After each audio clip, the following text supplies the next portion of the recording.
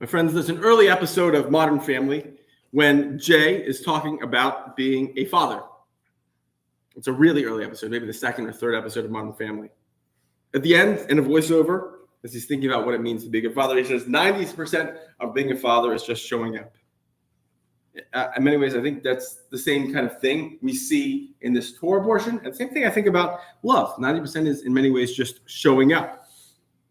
I've been thinking about this idea in many ways. First of all, it's Valentine's Day. I will say that the Valentines my son gave out at school today were paper airplanes, which I know did not thrill his teacher because no one was allowed to do the paper airplanes in class. I'm guessing teachers hate Valentine's Day in general because you're giving a bunch of kids a whole bunch of candy. So whoever came up with that idea, not great.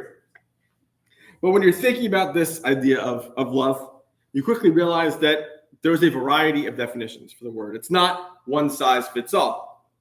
For example, I love the band Fish. But this love is different from the love I have for my wife and kids, and it's different from the love I have for the rest of my family. It's different from my love for the Gators or sushi or anything else in my life that I enjoy greatly. Now, I am blessed in my life not only to have parents, but in-laws who love me and my family, and I know better. I'm old enough and have experience enough to know better than to take that for granted. And this was also at the forefront of my mind as I was preparing this week, because this parasha is, in my opinion, about the love that Moses' father-in-law shows him. And more importantly, we'll unpack this in a little bit, how he shows it. So Yitro, this is Parashat Yitro. Yitro is Zipporah's father. Zipporah is Moses' wife.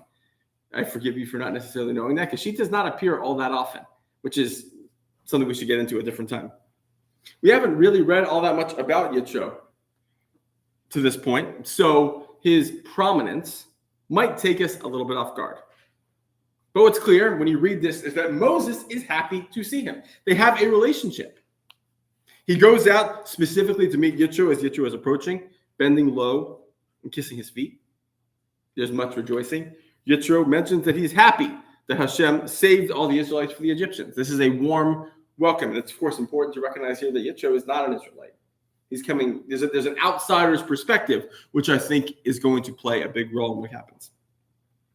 Yitro gets there and there's some celebrating. And then the next day, Yitro sees how Moses spends his days, which is basically listening to the endless issues between the Israelites, who, because it's only Moses listening to them, have to wait hours to hear their case heard.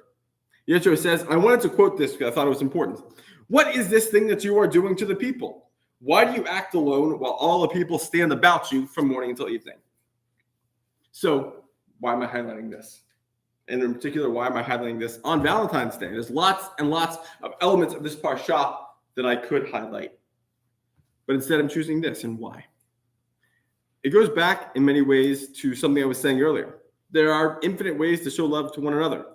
And here, through his actions, Yitro is showing his significant love for his son-in-law. First of all, I think as he's coming in, there's some benefit to being an outsider in a situation.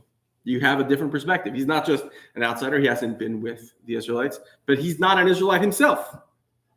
Aaron and Hur, who had to hold up Moses' arms when the Israelites were fighting Amalek because Moses got so tired, have been with Moses so long that they're maybe too close. They can't see the kind of ridiculous situation Moses had put himself in terms of hearing these cases. Yitro comes in, and right away, this is, I think, 17 verses into this parsha, identifies the issue. But identifying a problem and seeing that someone you love is going through something is much easier than it is to summon the strength to tell them, hey, this isn't right. Maybe it's not that, it's hurting anybody. It's not that they are having a significant problem, but hey, there's an issue here. You probably don't see it. You're going to burn yourself out.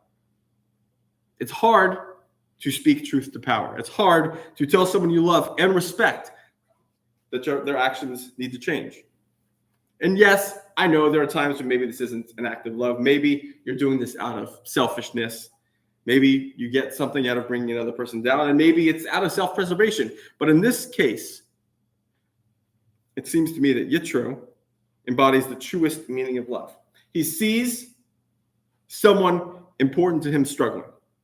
Not only that, but he sees it in a way others don't. And he doesn't come at Moses with toxic positivity. Everything's going to be okay. Keep working. It's all going to work out. That doesn't work. No, what Yitro does is he says, Moses, I see you. You're struggling, and you don't have to be. Let me help. Or, to bring back a phrase that we've heard repeatedly, you could argue that Yitro says, Hineni, here I am.